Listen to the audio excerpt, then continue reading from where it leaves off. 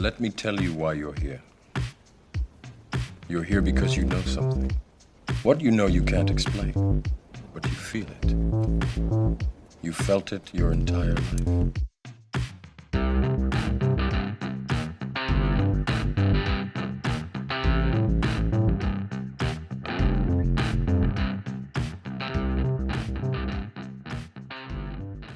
Hats? Brendo, ready, raring to go. Ready and raring to go. I don't know if our listeners can hear the storm thundering brewing above us. It is brewing. We may lose power because it's been a bit flickery. Yeah, it has been. So, what's going on? I'm all right. What's happening with you? Are we ready to go again? Yeah. We're going to queue a couple. So this one might go out in about 10 days or something ish. Yeah. We're a bit Well, all I over the remember. place this month. So. I remember when we were on a pod. I won't say which one, but a while back, and I was like, "Oh, so when's it on?" Thinking it's be next week, and he's like, "Oh, I think it's about 4 or 5 weeks." I'm like, "Holy shit, that's organised." And do you remember whose pod that was? I do. Yeah. Yeah, it was Australian Bitcoin Podcast. It was.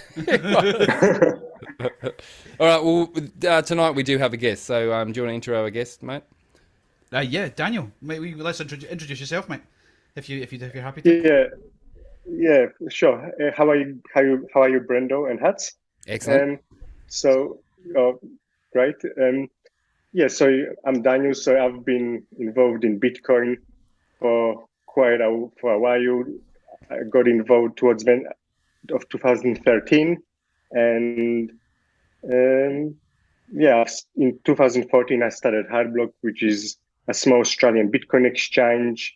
I've been involved in running the Bitcoin meetup in Adelaide. I started actually the Bitcoin meetup in Chiang Mai also, in Thailand. And a little bit involved with, I'm on the board on the Australian Bitcoin industry body. Yep. But my involvement is pretty minimal. It's mostly Ethan and now Jeremy doing that. But yeah, so basically I've been pretty much fully into Bitcoin for the past 8-9 years, almost every day, and that's myself. I'm quite amazed that you got in at 13 and then you started up a business a year later in 14. Is that right? Yeah, it was just like 3 or 4 months later, to be honest. What the? So hang on. I got... Sorry? Go on, please. No, please, go on. So I got into Bitcoin in 2013. It was like at the end of 2013. There were 2 bubbles in 2013. So I got in the second bubble. That was like around November, December. It reached a height of just over $1,000. And I just remember actually at that point I was, because I already made up my mind in around October of 2013 that I would invest in Bitcoin, but I was just researching it, how to store it, how to buy it, and all these things. And it was kind of in the lead up to the bubble, and as I'm researching, the price is doubling every week. So when you jumped in, were you just like getting spiked on an all-time high? Is that what was happening then? Pretty much, yeah. I bought an all-time high, yeah. So I was underwater for 2 years. Brilliant. Around 2 years. Brilliant. But, you're my kind of Bitcoiner. Yeah. None of this Brendo shit. Fuck you. Yeah. There's a story actually about that. Go on. But I'll tell you guys later. Okay. Like a story about during the bear market. But yeah, and how I got into the business. So I completed engineering, computer systems engineering, and I also have economics. And so I only just finished that in 2012. And I was kind of looking for stuff to do. So I didn't really have a proper job at that point. So I was just learning and interested in stuff and doing some small side hustle business things. And so I got into Bitcoin, and straight away I wanted to be involved in it. I actually really kind of remember precisely the day it happened in 2013. like throughout the year I heard about Bitcoin, but I never looked into it much. And I remember one day I decided, okay, to try and find a podcast, because I find podcasts a good way to learn about something. So I found like a Bitcoin podcast, and there was only one Bitcoin podcast at the time, Let's Talk Bitcoin. And it was with Andreas Antonopoulos. I guess, did you guys know him? Yes, Yeah. but I actually never listened to. I don't think I ever listened to a podcast. I found him early as well. I thought, but I was on YouTube, so that was when he was Yeah. coming onto YouTube channels. I guess I never realized. I didn't actually realize there was a podcast before, or maybe there Yeah, still is. there was yeah, I think it still might be going on. So he wasn't really the host on that podcast, but he was a regular guest. Okay. Let's Talk Bitcoin. He was pretty much like the host. Like he was pretty much there every week. And yeah, his explanations were very good. But I listened to that podcast, and I was going to the library to do some work. I was on the bus. I remember that day very clearly. It was a nice day, and I'm just listening. And before that, I thought Bitcoin was some kind of World of Warcraft type money, something like, for geeks or to play games on. But I'm listening to this like, oh wow, this is like not what this seems like it's not what I thought at all. And I'm on that bus, and I went to the library, and instead of doing what I was supposed to do, I just like started reading about Bitcoin, and I read the Bitcoin white paper. And I remember that was a Friday, and just like straight away I thought, wow, this is like almost on that day, I had the realization that this thing is going to be huge, and I want to be involved in it potentially for the rest of my life. Like it was just like on that one day. Wow. It was. Yeah. I tell you what, libraries do that to you. If you're in a library, they're amazing places. That is Yeah. That's very impressive. I mean, I was nothing like that. Like that's the fact I did very early on do the whole how many people are there in the world and how many of these things are there, and I did that so I'm a numbers guy. I went straight to the numbers, and I did that. I was like, oh, but I was never I didn't then find the white paper. I didn't do any of that to begin with. Oh, there's a big flash of lightning. So that's in like almost like day one. Yeah, kind of. I would say before that, there was a few times it did come across, and I remember going on Wikipedia, and I looked at Wikipedia, but it just confused me. I couldn't really understand what's it talking about, so I just kind of closed it. So yeah, kind of. I mean, there was some exposure a little bit, but that was kind of the day it kind of clicked, and I kind of spent that whole day on the computer at the library just reading about it, and. Yeah. And you went sort of straight to good quality content rather than having to sift through mainstream content, kind of. Yeah, I feel like at that point there wasn't that much mainstream content yet. Like Let's Talk Bitcoin podcast was literally like the only podcast on Bitcoin. Like there's probably 1,000 right now. Yeah, but too many, way too many. Yeah, no, it's good. It's good. I think it's good. At that point there was only one that I know of at least.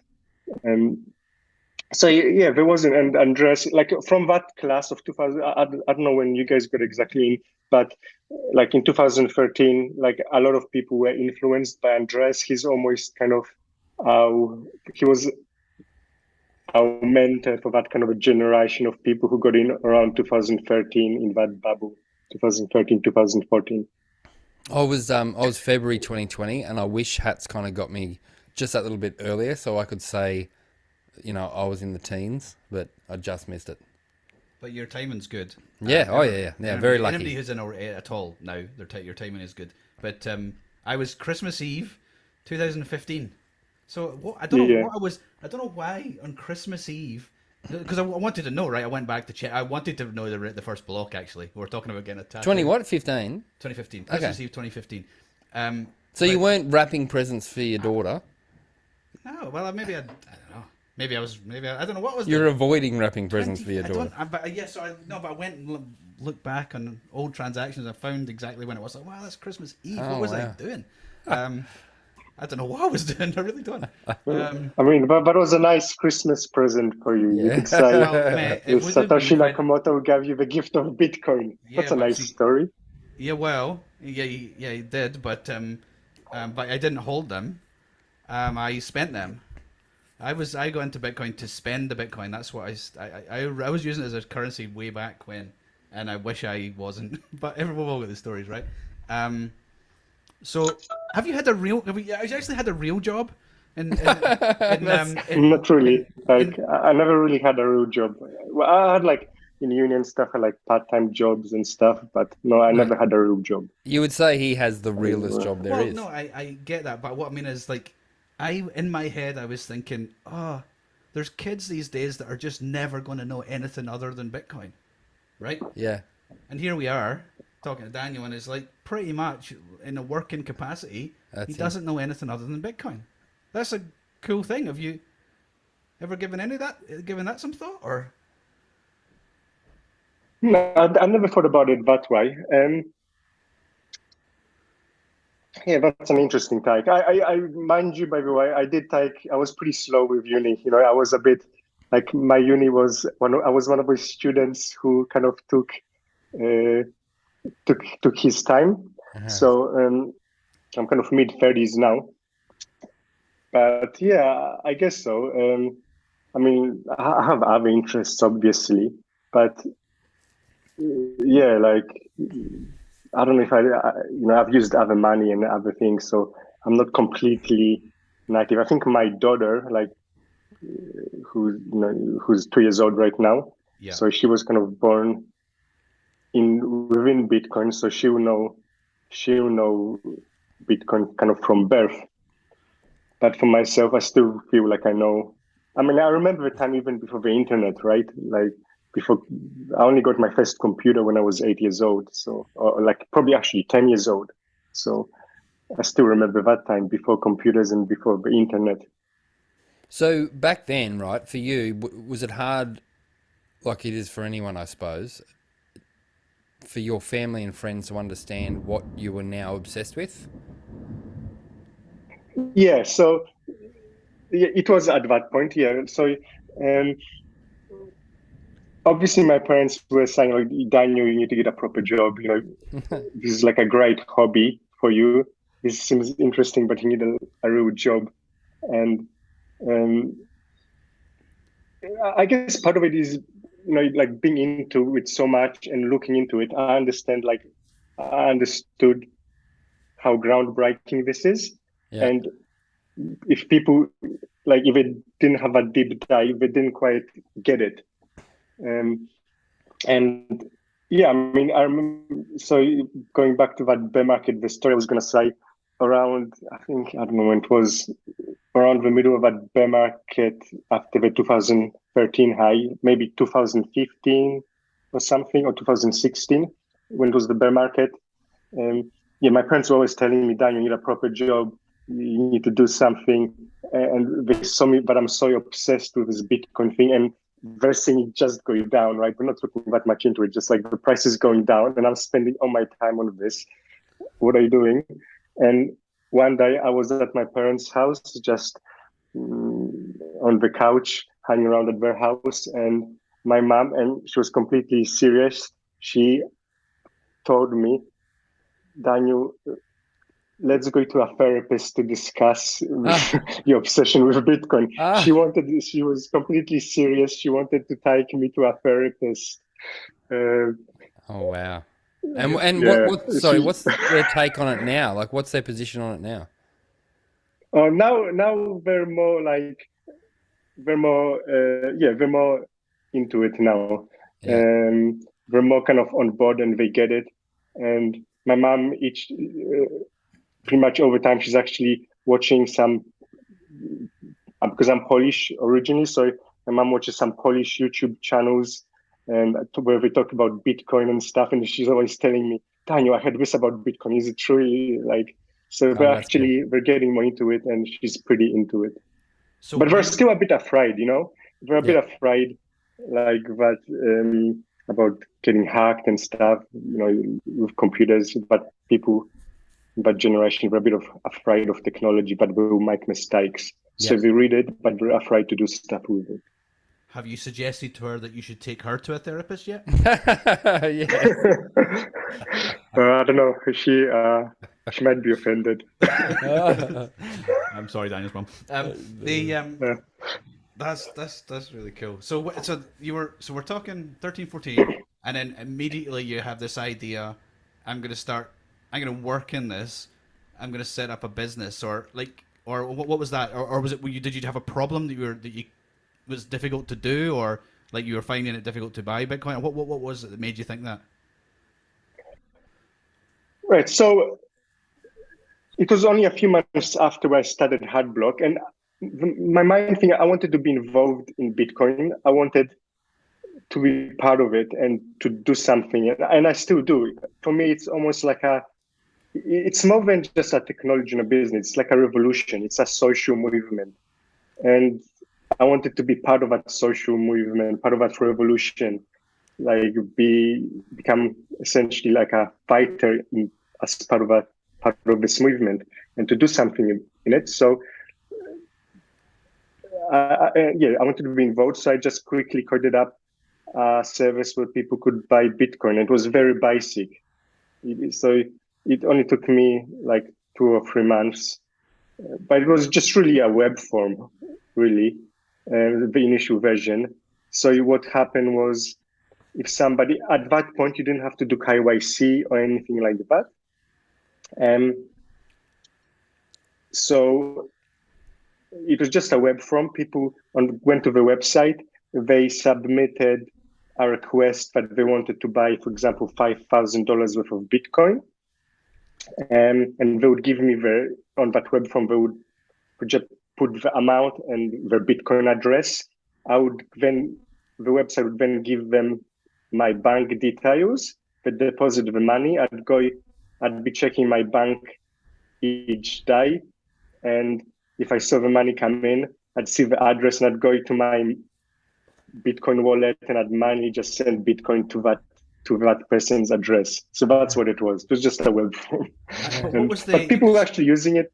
Yeah. What was the exchange rate? I mean, how are you protecting yourself against some mad fluctuation on the exchange rate? So I just, which is actually what I do now, I still get like the exchange rate from APIs, and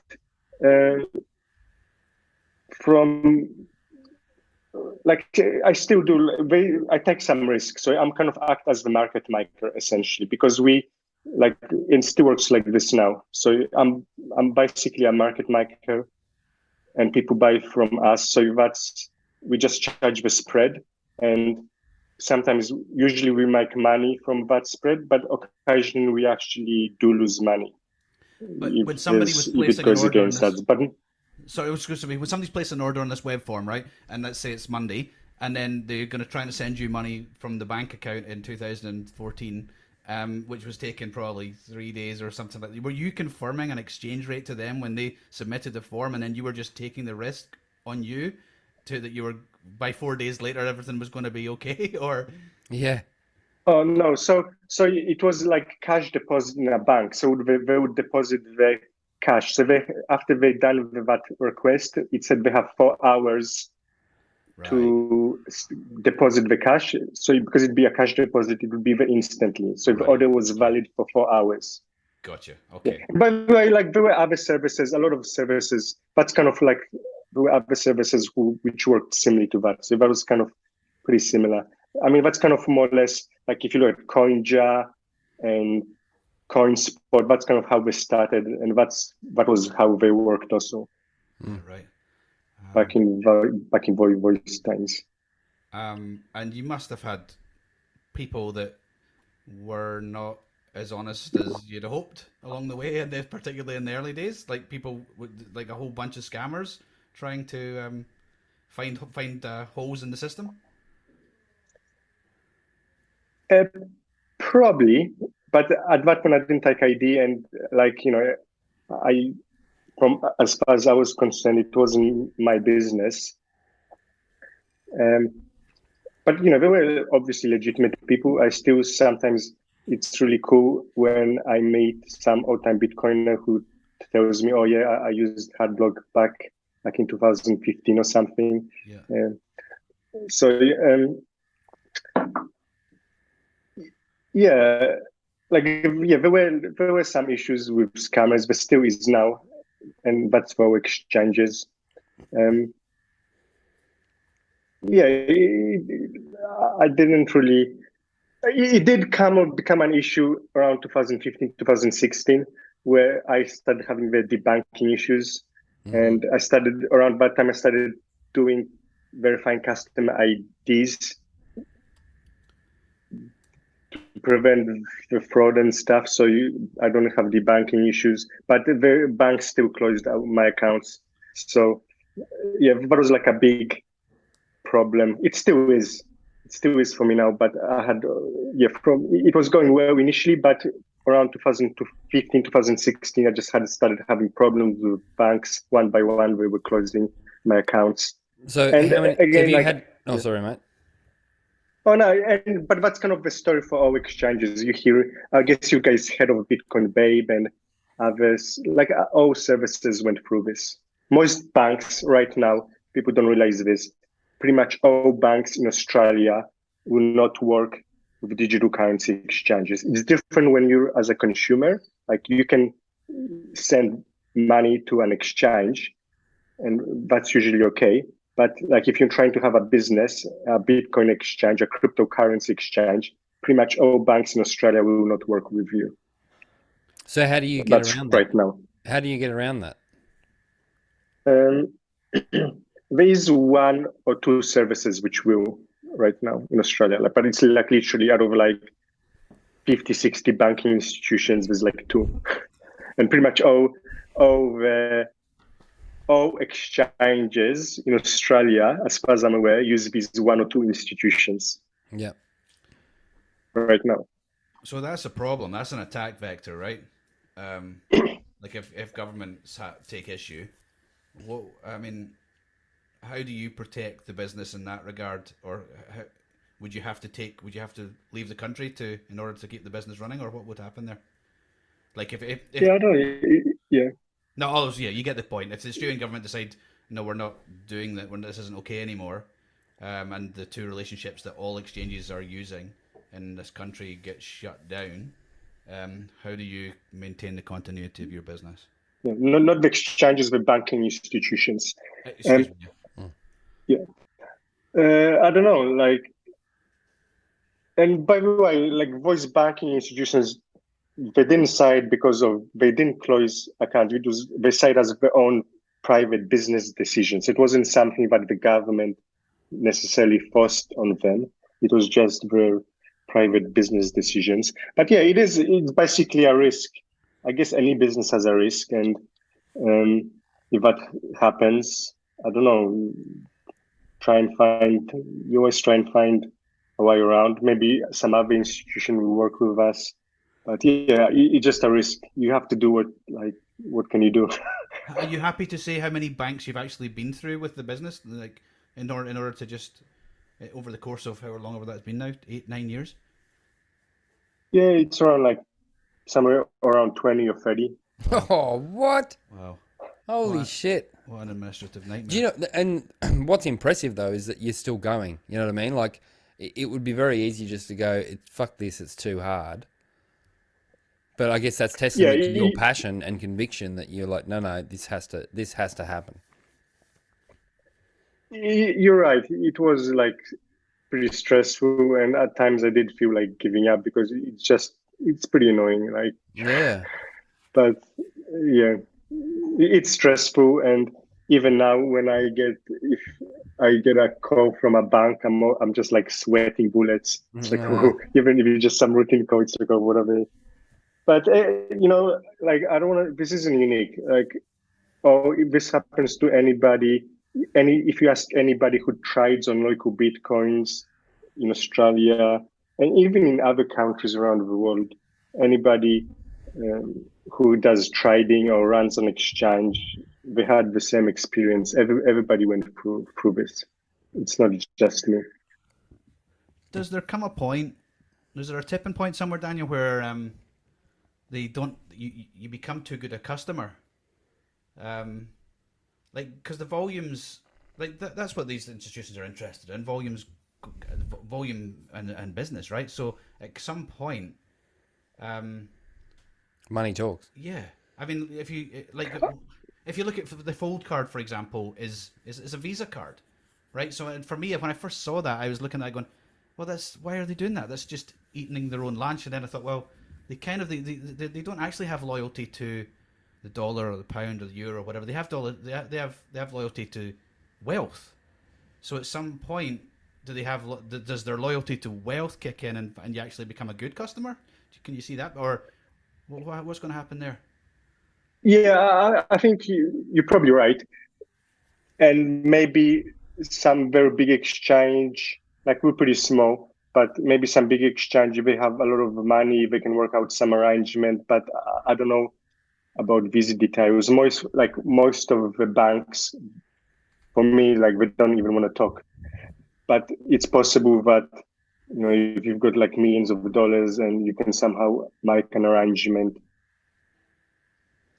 And so it's still, today, it's still problematic, even after this sort of bull run that we've had. Obviously, we're in a bear market, but in the Combank were talking about rolling out their own bloody exchange, or offering a couple of the. But that's top what I mean. five. I don't believe that they want to do that, because I think they understand The that demand. The demand. But ultimately, yeah, they have to, because if the customer moves, if there's too much demand there's too much business to be, but they're going to roll out this model that is a sort of their custody, fractional reserve, all these things that are normal to them. Totally would be. And that's how they'll roll it out. They won't take well, I don't believe they're going to say, well, okay, it's only Bitcoin. They'll say, okay, we'll sell you anything you like.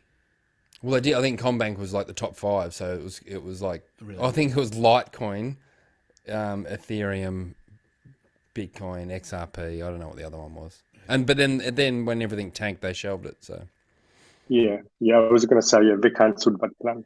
yeah, but they would have the infrastructure. They were pretty close to rolling it out. That infrastructure would still be there. So I think next bull run they might go, hey, Yeah. we're still here. Yeah, but it's going to be a shit product. Yeah, shit, yeah. So, let's talk about this if we can. So, how are we going? So, I'm a customer. I like Hardblock. It's good. Can you explain the service that you guys offer to customers? Why you think it's different? What you and how that's evolved over the course of the last few years? Yeah, so we've been putting quite a bit of work on it over the last 2 years and improving it. And so I would say the service that we're building is the type of service that I recommend to my family and my friends, right? It does what they need, which is to buy Bitcoin, and that's buy Bitcoin and move into your secure storage, right? That's really what we're trying to provide, like an easy way to buy Bitcoin and encourage customers to have it under their own self-custody. So we do have like dollar cost averaging, so you can make recurring payments and it can go straight into your hardware wallet. But it's also kind of the ideas that we're pushing. For example, what I mean by that is if you go to Binance or whatever, some of our exchanges, like they'll start sending, if you, let's say, you recommend your sister to Binance, well, what are they going to be recommending? What Binance is going to be telling them, they'll be sending a newsletter saying, Dogecoin went up 20% this week, thing. They'll be like, they're trying, all these services are trying, they're going for the casino model. That's the business model, right? And they're trying to get people to gamble on those shitcoins and push those shitcoins on people. So we don't do that. Like when we communicate with our customers, when we send out newsletters, when we do the podcast, when we do even consulting where we help customers set up hardware wallets. And those are kind of the messages we push. So really, what's Hardblock? It's I believe in Bitcoin. We're trying to do things by the Bitcoin ethos, the way they should be done, and we're trying to teach our customers those messages. Those are the messages that we're pushing. We're not pushing shitcoins on our customers. We're pushing for them to secure the Bitcoin. We're pushing them why is Bitcoin valuable, to understand Bitcoin and to use it properly. So I think that's kind of like what differentiates Hardblock. And so I would tell your audience, if they do want to get their friends and family into Bitcoin and they want to recommend a service, to consider Hardblock, because those are the kind of messages that would be pushing on them. And I think they're good messages. And I think, so that's kind of what we're trying to build. And, we're a pretty small service. I try to be part of a community. I'm not like what we're doing. I'm not trying to build a billion-dollar company. That's not really my goal. I just want to be part of a community, work in Bitcoin, and those are kind of my goals. It's not to get like a billion-dollar unicorn thing. I like to have plenty of time to like spend with my family, and I like having free time. I like outdoor activities. So that's kind of, that's what I'm doing with Hardblock. Does that kind of answer your questions? Yeah, it does. It does. There's a very specific thing that I like about Hardblock, and it's like that the pain point is actually my bank. You can send money. You can just set up a regular recurring payment from your bank Monday to Friday, because banks obviously don't work at weekends, and send it in, and it just will automatically purchase the Bitcoin. And then when you hit a trigger point in Sats terms, yes, you guys will consolidate withdrawals, send them out, I think, on a Saturday evening, for low cost back into somebody's hardware wallet. So you can almost like, it's not only have you taken, it sound like an ad pitch, but not only have you taken away the shit coins, you've actually taken away the work involved in the DCA of it as well. You can actually automatically go in and automatically come out and go into your own custody. And I think that's the winner for me. Oh yeah, set and forget.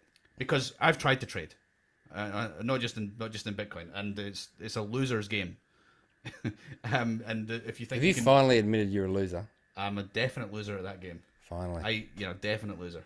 And I think most people are. I don't think you can you're not going to beat an algorithm, right? Yeah. Yeah. So Daniel, do you think that the shitcoin casinos get it? Do you think they fully understand what the difference between Bitcoin and everything else? And they're just thinking, I'm just here to make fees. That's my business model. Or do you think some of them are just like clueless? I actually think they get it, and they get Bitcoin. And I've been kind of observing.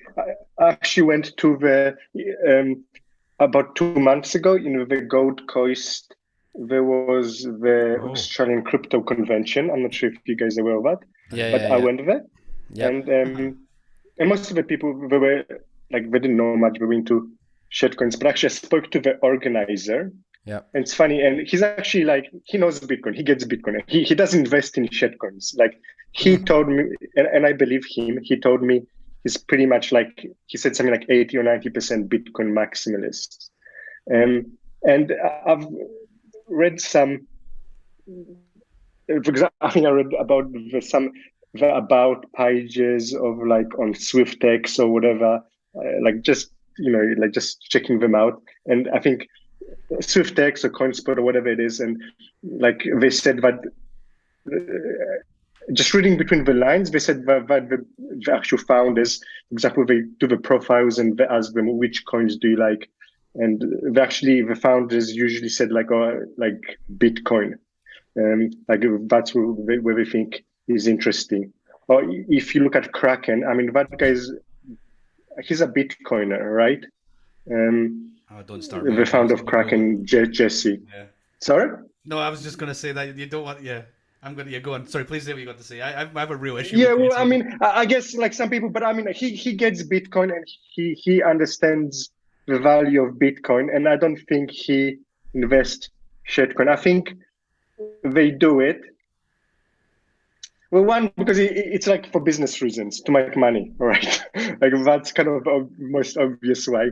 And I was speaking to somebody recently, like who was from China, and he worked for BTC China, which at one point was the biggest exchange in the world. And they had some, obviously, China cracked down on Bitcoin, but some of the other exchanges like Huobi and stuff, they moved out of China. And he said, like, he worked there, and he said he believed that they went out of business because they decided to kind of stick with Bitcoin only and not go with shitcoins. So you can take that forward, but he worked there. He was at the Bitcoin meetup, but he that's what he believes. But they went out of business because they were stubborn about sticking to Bitcoin. It definitely does make you money. And I guess also, like, to kind of be slightly defense, to give, to be on, put their kind of point of view through. You could argue that, like, they're just offering customers the choice, right? So, and there is some kind of merit in that. At the end of the day, if they're giving customers the choice, like that's not, I do have this kind of libertarian philosophy. I'm not like hardcore libertarian, but I'm kind of libertarian leaning. So at the end of the day, like, I think people should invest in Bitcoin. I think Bitcoin is the best long-term investment. That's what I recommend to my friends and family. But, I don't, if some Bitcoin maximalists, not most of them don't do that, but some of them say, oh, we should, like, the Ethereum should be regulated out of business, its security, it should be banned. Like, I don't support the government banning Ethereum or anything like that, right? At the end of the day, people should have the choice and decide. I just think Bitcoin is the biggest thing. But yeah, I think I kind of deviated from your question, but I think the answer is yes. I think a lot of these people, they actually get Bitcoin, and they probably personally invest mostly in Bitcoin. That's what I believe. So what was your kind of journey with staying a Bitcoin maxi?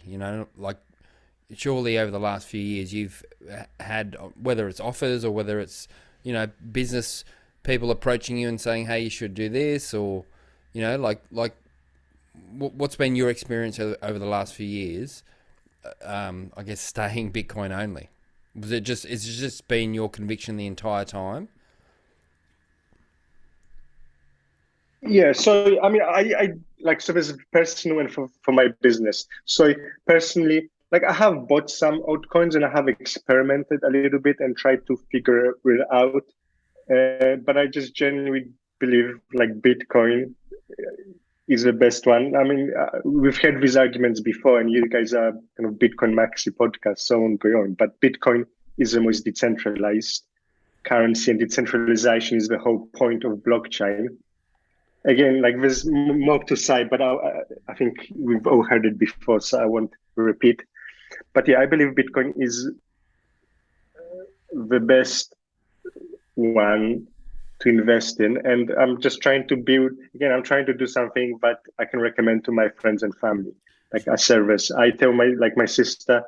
Well, maybe I shouldn't say that, but my sister. Okay, I already said it. So, like, if my sister buys Bitcoin, I tell her obviously go to Hardblock, and it's like, that's what she needs. She needs Bitcoin. Just invest in Bitcoin. Like, yeah. So I'm just trying to build something that I would recommend to my friends and family. So it's a moral. I'm happy. Decision. I'm happy. I'm not like, I don't need to make $1 billion. Yeah. It's not my goal. So it's a moral decision. It's you can sleep at night knowing that you've not, like, if you're a tobacconist,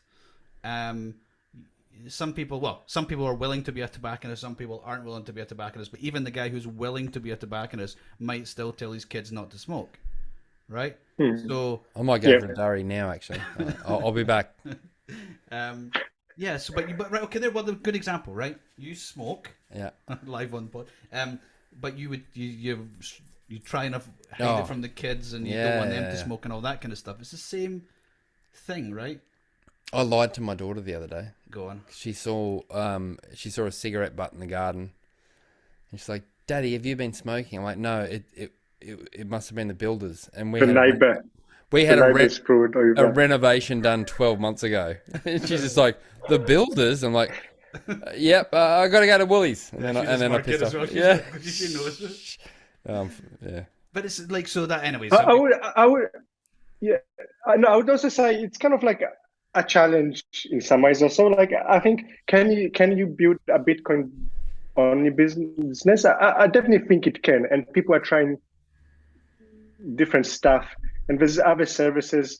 There's like, I think Swan Bitcoin, like that's a pretty good service. And like doing something different, not going through this kind of casino model, by maybe teaching people about Bitcoin or having more Bitcoin features. I think it can be done. So in some ways, and I believe Bitcoin is going to have the biggest future. So like from a pure business perspective, taking the moral part out of it, like if I believe Bitcoin is going to be the best thing out there, and it is the best thing out there, why not focus on Bitcoin and kind of double down on Bitcoin? And to be honest, there's plenty of shitcoin casinos out there already. So what's the point of being a shitcoin casino? So I guess I'm trying to do something different. And what we're trying to do is I'm experimenting, but doing things like dollar cost averaging, things like that, considering maybe doing some kind of other type automation things, maybe helping people, like doing a mixture of consulting where we help them with hardware wallets, stuff like that. I'm trying to experiment to create like a Bitcoin only service. I think it can be done, and yeah. Well, so I guess it's kind of a challenge. You're living proof. I mean, you've been doing it since 2013, so like it can be done. You're doing it, and you're obviously doing well. So it's just, I think it's just it's partly moral decision, partly business decision, and also long-term thinking. Right? You're not just the quick buck. I mean, yes, you could maybe you could set up a shitcoin casino and turn a quick buck in 2 years, 3 years, flip it to some JP Morgan or something, Facebook, and move on. But that's not really who you are and who you want to be, is that? Yeah, I think so. I think that explains it. Maybe a bit of stubbornness also. I'm pretty stubborn. Yeah, I've not noticed that with Bitcoiners at all. That's right. People always ask me, like, how come I have my accent? And I think part of the reason is when I actually came to Australia when I was pretty young. I was 8 years old. So most people think I've been here for like 3 or 4 years. But I came when I was 8 years old. I had an ESL teacher, and she was always correcting me, telling me how to pronounce the words. And I should have listened to her. But I was very stubborn, and I found it annoying when people were at that. I didn't like it when people were correcting me how I speak, so I didn't listen to her, and I should have. Yeah. And well, we're gonna have to put little subtitles on the YouTube video for this pod, just quietly. Myself and Daniel. Yeah, you and Daniel. I mean, do you actually find you correct? Do you guys put the video up or no? We don't. Because Hats doesn't like being on camera. So. Can you see our face? Like, okay. Because my daughter just came in. She's like, she just walked into the room. She also gets the stubbornness from me. Oh wow! So it's now I'm dealing with the stubbornness, and she's very stubborn and doesn't listen. So it's very annoying. Yeah, she's adorable. Yeah. That is a winning. She just came into the room. So I'll just put her. All good. We have to. No worries. You do what you need to do. We'll chat amongst ourselves. Well, I love the little girl. No, sorry. Just 2 minutes, 10 minutes. Okay. That's cute. That's really cute. That's interesting because I was sort of in the opinion that it was just a moral call. It's not just a moral call. It's if you're genuinely looking long term. Well, and if you believe in mission and your whatever your vision is, then Yeah. So it's, Yeah, right. I believe in kudos, mate. Bitcoin, so why not focus on Bitcoin? And like, okay, I think another part of it is like I looked into into other currencies, and there were other currencies there, and just personally, like there were things like counterparty, and a lot of it, I just wasted my time looking at that shit, you know, like. There was a lot of stuff, and it was just time waste. And I'm like, I know, like, I don't want to like deal with some Shiba Inu and like how do we integrate Shiba Inu onto hardware. I don't believe in Shiba Inu. I don't. It's like, so I guess there's also, I think actually that's a big part. I don't want to be dealing with this stuff. Like, it's like I like learning. I like learning about Bitcoin. I've done it because I guess it's like, why did I get into it in the first place? I wanted to work in Bitcoin. I wanted to be part of the spice. That's why I started the business. I wanted to do something, be involved. And I want to be involved in Bitcoin. I don't want to have to like deal with like shitcoin number 10,005.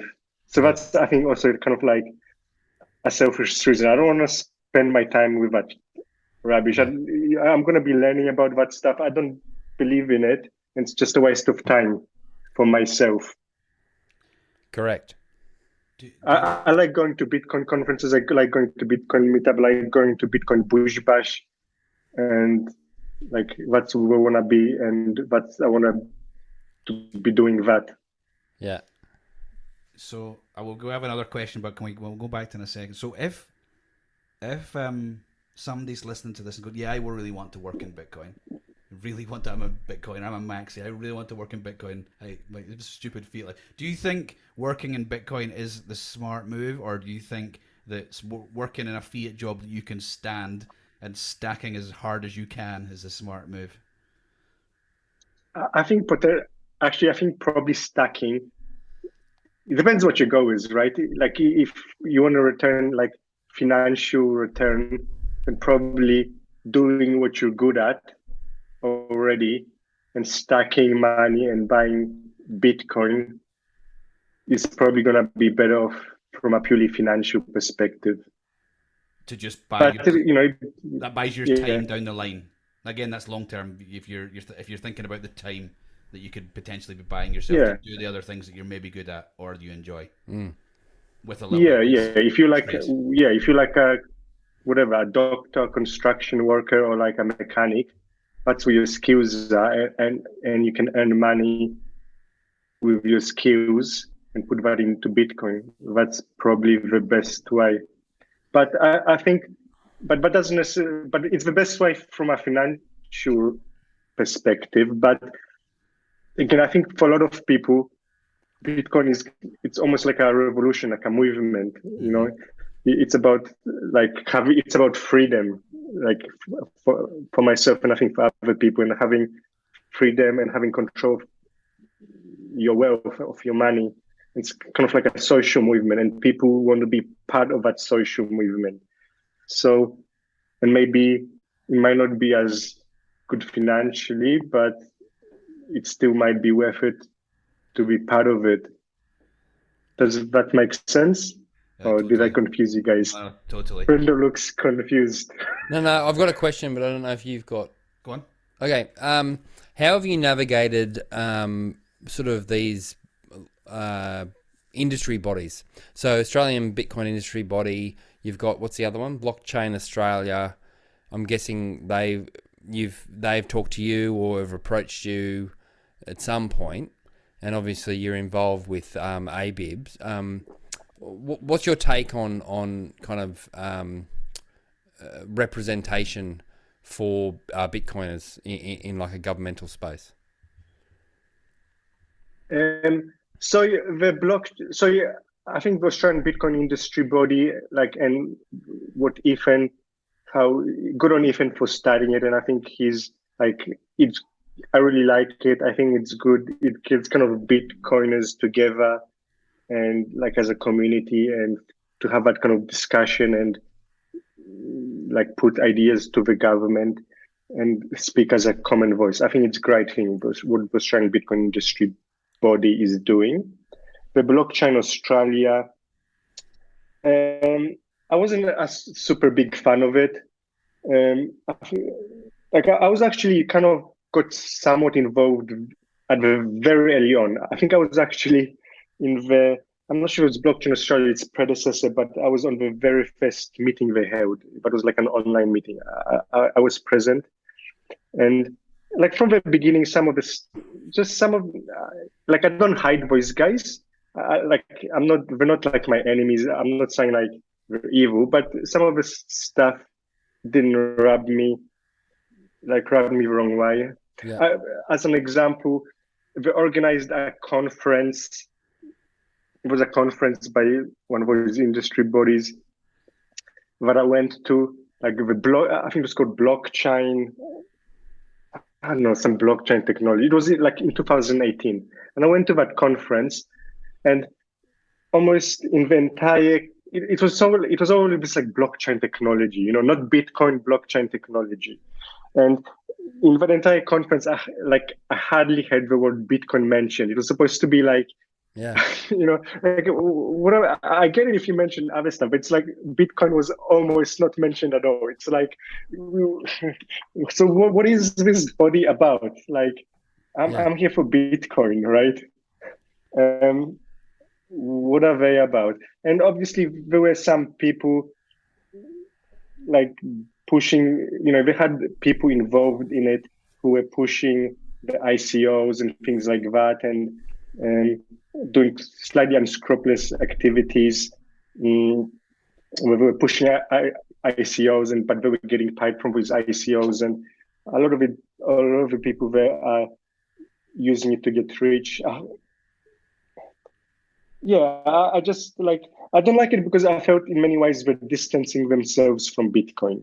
Like they kind of, it's like, because Bitcoin is this kind of revolutionary thing. It is about this freedom, but I feel like they kind of, it's like we're not about Bitcoin, we're just about blockchain technology. So that's my take. Probably trying to jump on the next big thing. Thinking Bitcoin's already left the station. Let's find something else to jump on board. I just spent years thinking about whether people are like willfully deceptive or stupid. I never reach a conclusion. Like, I know that probably the answer is probably different for different people, but it's like, why not both? Well, I mean, yeah, but it's yeah, but it's like you think after a period of time, I can understand people coming in with stupid. I like the people that come in with the stupid questions. That's great. That's why I'm here. No, like it's good. That's what people should do. Come in with questions. But yeah, but what about? Because that's the only way you learn, right? But after somebody's been here for years, you're like, well, okay, you get it now. Why are you still pushing this on people? And it's sorry, man, that's just a rant, Daniel. I'm not. I don't have a question. I do have another question though. But so this is the difficult question, right? And we were going to have this conversation off the pod, but we want to have it on the pod because generally what we do is we'll have a pod and we'll have the two of us, and then we'll turn this off, and then we'll have about a 15-minute conversation about stuff. It was an hour last week. Well, yes, right about that. We want to go off our chest, but we don't. I don't feel comfortable enough to say it on the pod or not. Anyway, here's the thing. Daniel kindly offered to either sponsor or advertise via our pod. Thank you, firstly. We have said no. The reason we've said no is because, frankly, we listen to loads of pods, and the worst part of all the pods are the adverts, right? You just feel like you're being pushed something, right? Which you are. It's an advert. That's the point. But what about if it's something? What about if it's something that you genuinely like, right? You genuinely like, and you want to tell people about it. I want to talk about that ethically, like where, and this gets into your probably having had to knock back a lot of things at the exchange over the course of many years. Like, how do you reach those decisions, and how do you come to terms with whether you think that they're right or wrong? And do you think we're wrong? I'm happy for you to say that if you do. Oh, I mean, like with a podcast, obviously, it's your decision, and how you want to do it, that's up to you. I mean, I asked, but I don't know what you guys are thinking, right? Maybe you guys were looking for a sponsor and you're just hoping somebody comes along. But yeah, I mean, if you guys don't want it, like, that's respect for that. I mean, Well, it's do you know what? Like yeah. Sorry, go on. when we started this, we were like, well, hey, you know, How long is it going to be before we get a sponsor? yeah, Like, maybe we'll get a sponsor, and we have had a number of offers, and we've knocked them all back, and I think this is the first one that bothered us, though, right? Right. well, yeah, it is, because it's like it's actually the perfect kind of sponsor offer, because it's something that we believe in. It's Bitcoin only, all that kind of stuff. Although we did have another one, I think it was Bitcoin only. But we just, like, literally, we talked about it, and we said, well, we're enjoying doing what we're doing. Yes, we may have started this thinking, oh, maybe we can actually get some revenue out of it or something. But very quickly, it's just like, well, I think we just don't want that. Is that what it is? I think so. But I don't know how we're reaching those conclusions. So what I'm interested Yes. in as a Yes. podcast and as a question is how have you've obviously had similar dilemmas over the course of the years. How do you make those decisions, and how do you determine whether you've made the right decision? Okay, that's like a big question. It is. It's a tough one, because we're grappling with it. Um, Turn my hat round. yeah, I don't know, it's just something I have to think about. How do you make those decisions? I don't know. Have you been approached, or have you been offered something that you've considered and then knocked back, or you've just flatly gone no? Like, have you got to a point where it's like I'm sticking to my guns here, you know? Yeah, yeah. I mean, I guess it depends where you want to go, right? What you're trying to do. Again, like for me, I said, like I don't want to like I do get offers to list other coins, but I don't want to be spending my time on that. Like that's actually probably the biggest reason. I want to be spending my time in that. I'd rather learn. I like learning about Bitcoin. I want to learn more about Bitcoin and spend my time on that. But it depends. And I've got like the model I'm trying to go for, and I'm trying to build it and try and see what it works. But I guess it depends. What are you guys trying to go for with the podcast? Maybe like if you don't take sponsorship, obviously that gives your site a little bit more authority in some ways, because okay, they don't like your site and your podcast more authority, because then people will kind of trust your suggestions a bit more, and that helps. But then the problem is, how do you monetize it? If you do want to monetize it, how do you make money? I guess it depends. Like, I don't think taking advertisements is immoral or anything, like especially if you're upfront. Yeah. But obviously it does, without a doubt, it's gonna kind of it influences you. And like when people listen, okay, this is an advertisement, and it might be useful. Like some people like if it's useful to our audience, it might be good, but obviously it's an advertisement. But then, like, if you don't take money and when you advertise something, it gives a little bit more weight. But yeah, like, what's the plan? I guess it depends. What's the plan of the podcast? Is this just like a hobby? Or are you trying to make it bigger and make money and get this to be your living and like be the next what Bitcoin did? Like, depends where you guys are going. I think has to be where the destination is. Of all of your questions, I wasn't sure the answer to. We are definitely not trying to be next what Bitcoin did. But here's the two different sides, I guess. To if you look at you go look at one of Stefan Lavera's podcasts or Matt and Marty's podcast. Look at the sponsorships on there. They are solid, good companies. They are obviously making a really. Matt and Marty have dropped stuff. They dropped somebody because they weren't. It wasn't Compass, was it? Anyway, but they're solid. But then, this is the one that bothers me probably the most of all. I know who it is. Do you? Preston. It is Preston, right? Yeah. Because that is the best damn podcast. The Wednesday show. Everything else is nonsense. The Wednesday show is the best damn podcast you could hope to listen to, and it's just sprinkled with shitcoin. Fiat. Fiat everything. Yeah, No, sorry, no, shitcoin's the wrong word, but like shitcoin in terms of fiat world. It's just Yeah. awful. And I don't understand how you can be okay with that. I just don't get it. Well, I guess it comes back to what Daniel was saying. Is that like it's still as a business model, like people still want to make money. So can you monetize? The question is then, can you monetize? I'm not saying we have a business, we don't, but can you genuinely monetize a Bitcoin business, and then, or can a Bitcoin business be a really big business, or do you have to say this is a passion project for me, and if I make a living out of it, then that's great? Yeah. Well, we're not. No, we're not. No, clearly, I'm not talking about us, but like, is that? I mean, generally, is that possible? Like, and because this is what I get. Is it that people who are starting a Bitcoin business do they think they can outperform Bitcoin? Because I don't think anybody can. There's the question. That is. Do you think you can outperform Bitcoin, or are you? No, that's the question. That's all I've got. Yeah, no, by the way, sorry, because my earpods died, so I'm sorry. gonna have to use that. So the sound might be a little bit worse. But I think most businesses actually haven't outperformed Bitcoin.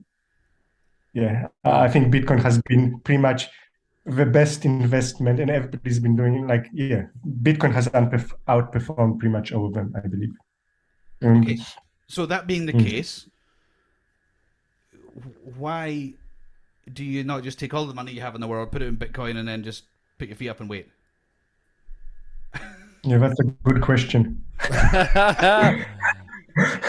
Is it okay? So is it just something to do in the meanwhile, in the time? Yeah, I think so. I think you just need something to do, right? You want to do something. Is that it? Nobody wants to just sit around and write. You want to do something. That's what we're doing. That's what we're doing. There's something to do while we wait. That's it, right? Yeah, spot on. So is that what everybody's doing? But it's also necessary. Like, we need a hard block, right? We need, I don't mean hours. We need podcast. I couldn't find information when I was first looking. We need people that are spitting out some information. You can distill it and chuck out the window if you want to, but we need all these things. Okay, right, we'll get into crux of the matter now. So if we are, you're stubborn, right? You've given us stubborn. Is it also ego? Like, do we genuinely think that we're the best people to be providing these services? Nobody better than us that can do this, or do we just think it's necessary? We're just good people. I don't know. Well, like, I think that's two different. It's a different question for each of us, because Daniel started Hard Block was the first Bitcoin only exchange, correct? So you created something that didn't exist. We came in with it in a flood of podcasts. Yeah, we're contributing nothing. Daniel's been at this for a while, so it's a good. I mean, it's a good question. I don't mean us. I mean just generally. I mean, I think you guys are contributing. It's pretty, and it's pretty entertaining, and I think it's good because it's somewhat Australian focus, and I think you guys maybe are moving away from the Australian focus, but I don't know. Maybe having an Australian focus is good. Is that because you're Polish, or like what? What do you mean? No, because having an Australian focus, because over podcasts are trying to be global, right? Yeah. If you look that's kind of why we started the Australian Bitcoin podcast with Hardblow, because it was no just specific Australian podcast. Yeah. Australian, everybody wants to make it global. But maybe making it focused and targeted on Australians, it's good because nobody's doing that really. I better cancel Elon then. Oh, yeah. Okay. Did you see the video of him walking in with a sink? Yeah, that was cool. That was cool. There's another example, Elon, right? Like, I'm totally bipolar over Elon. Sometimes he does something, I'm like, oh, what a fucking legend. No, he's the best. He's the best troll. He's awesome. But then other times I'm just like, what are you doing? How can you not get this? But sometimes you just go, is he trolling? Is he not trolling? And that's the beauty of Elon. You don't know. Yeah. Anyway, what else we got? What else we got? So what's next for the business then? What have you anything you want to you really want to implement, or you need other people to help you implement, or where do you see it going from the next 12 months, 24 months?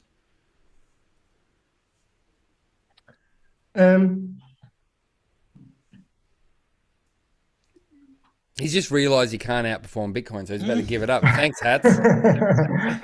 I think he Yeah, look, realized no, before we I just said it. what we want to do, like we want to just serve the Australian community, really, and just help. Like, what we're trying to help Australians get Bitcoin and help people invest in Bitcoin and create new Bitcoiners, and that's just really what I'm trying to do and what we're trying to do.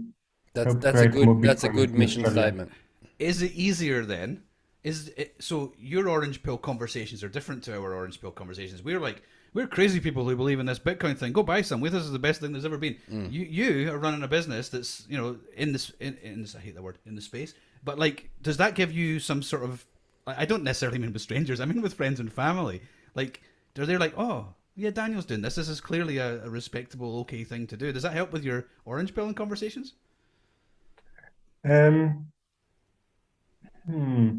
Yeah, I mean, a lot of people come to ask me for advice and suggestions and stuff, but it's funny. A lot of the question, the main question I probably get is, "Oh, which shitcoin should I buy?"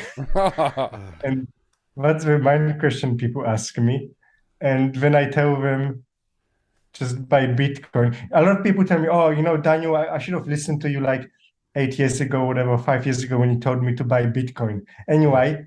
Like, so which shotgun should I buy now? It's like, just buy Bitcoin. They still don't listen to me. So it's like, you were complaining, awesome. but you don't listen to me, and you're still not listening to me. That's kind of the mind conversation I have. Oh, wow. Yeah. Well, I find it hard. I find it hard to, like, I've had some luck, but I'm trying different ways to how do I explain to people that they should invest in Bitcoin and not altcoins. Because for myself, there's a lot of like variables that help me to come up to that decision.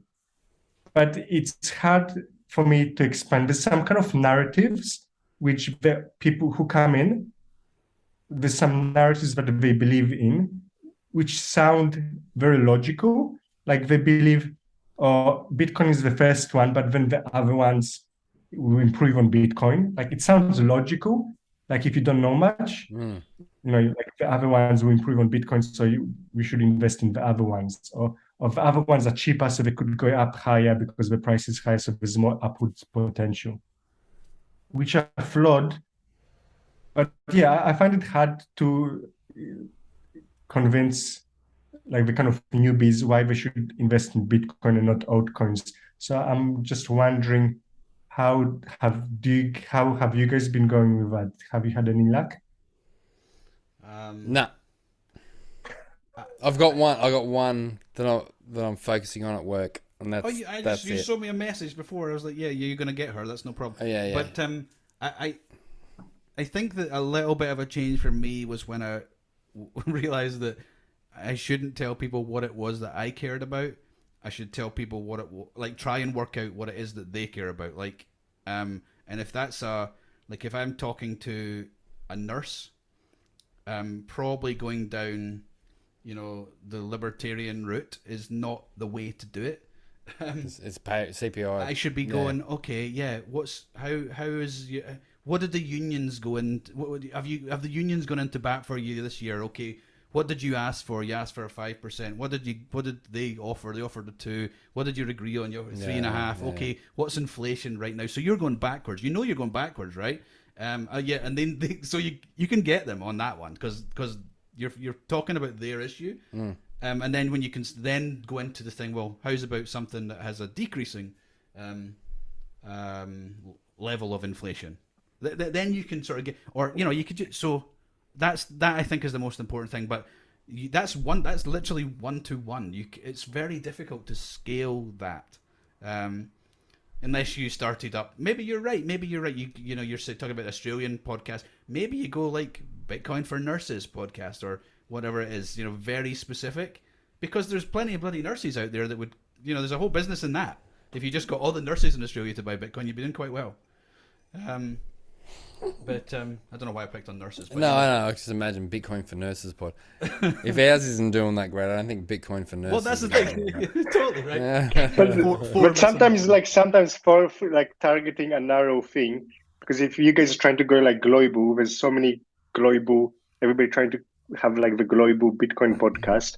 But if you have like a specific like Bitcoin for nurses, nobody's doing that. So sometimes it can be like actually, yeah, you can gain more popularity by focusing in a smaller market, right? Yeah. This has really become the Daniel Please Give Us Advice show. Yeah, maybe. Oh, no, sorry. Yeah. No, mate. No, Thank it's you. good. Sorry for taking it that way. All right, we've taken up enough of your time, mate. Do you want to, even though this pod has no advertisements, do you want to send people off the hard block? Do you want to shill us? We love it, so go use it. Yeah. Send and to yourself as well, and anything else you want to show me, go for it. Yeah. I mean, just go to hard block. Like if you want an exchange that follows the Bitcoin ethos, if you want to recommend people where they'll be taught the proper way to use Bitcoin, then that's hard block. And we're doing those Australian Bitcoin podcasts where we try to also educate people on various aspects about Bitcoin and privacy and storage. And so you can listen to that. And you can, if you want, you can contact me. I'm on Twitter, Daniel Wilczynski, search that. I'm not super active on Twitter, but you can we'll find do me it. there. Yeah, we'll put it in the show notes. That's hard to spell. Yeah, right, that's mate. right. Yeah. Can I, We're going to get cut off, buddy. I just want one more quick thing. So you're Australian Bitcoin companies. Right? So of the businesses that you're aware of that are outside the country, I know. But if I was to say US, where would you go? To buy Bitcoin, Yeah, or like a business like your business outside of Australia. Okay, so we just spent the last 5-10 minutes talking about how I was going to edit out or stitch these all together because Hats doesn't shut up and we got cut off from our free Zoom thing. So we're not going to do it. So who does the editing? Who does the editing for you guys? Me. Oh, so that's why Hats needs to get you a beer or something, or you need to make him do it. So what I do, right? I mean, no one can see this on the pod. It looks like I'm doing some kind of prostate exam, but I do the little wind-up finger thing underneath the table to Hats. The prostate exam. The prostate exam underneath the table. Maybe that's what you should do. Yeah, maybe. And he's just like nodding at me going, yeah, no worries. Meanwhile, less than a minute left and then he chimes in with another question. So what I thought was happening there was, so I don't know, Zoom gives you like 40 minutes on the cheap freebie thing, right? Yes. Because we're tired asses. I genuinely believed that we were only like 20 minutes into that second one.